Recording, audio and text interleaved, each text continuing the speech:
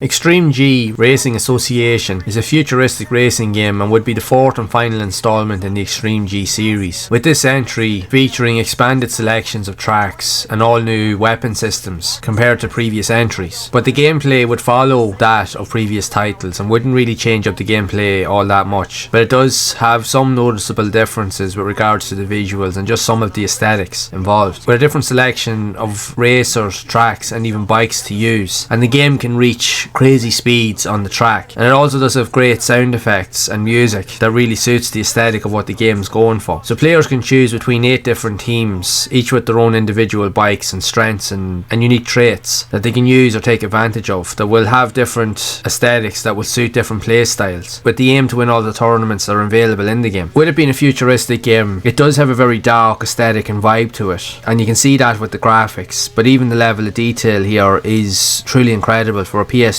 game. Like, I would have to say, from having spent time playing this is without a doubt one of the best looking games I've ever seen on the PlayStation 2. The level of detail in the graphics is phenomenal, but the colour palette that's seen is quite limited, as it's trying to go for a unique theme or aesthetic, as it's very dark and gritty and almost has a noir kind of Blade Runner kind of style vibe to it. But I think it looks very cool and it does suit that style of what it's trying to do. In saying that, however, the game didn't receive the greatest of reviews upon its launch, average and mixed reviews across all platforms it released on. It has some interesting ideas, but it wouldn't appeal to everybody. And going back to even the landscape of the PlayStation 2, I think it was the last true generation where games were allowed to shine in an experimental stage, because not all of the games were mainstream. There was a lot of experimental titles that would see release, and a lot of them would be from well-known and established developers, which you don't really see nowadays. A lot of them aren't willing to take that risk because they know that they'll lose financially if they do try to create something more experimental. It just doesn't go down well in today's format in the games industry. Those elements are usually left to the small or independent or indie developer companies to take on that role.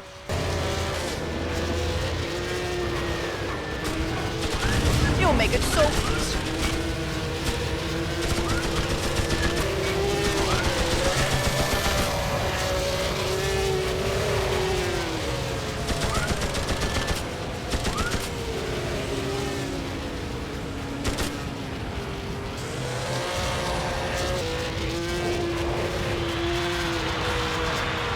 final lap.